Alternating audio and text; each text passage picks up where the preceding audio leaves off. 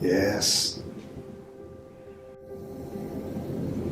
I remember every lunar morning.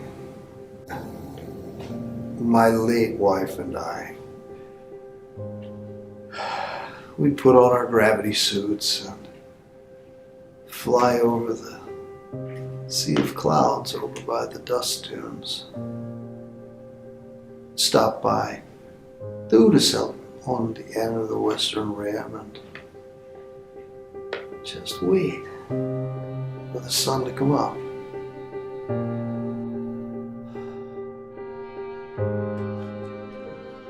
Dawn is shocking on Cato Prime.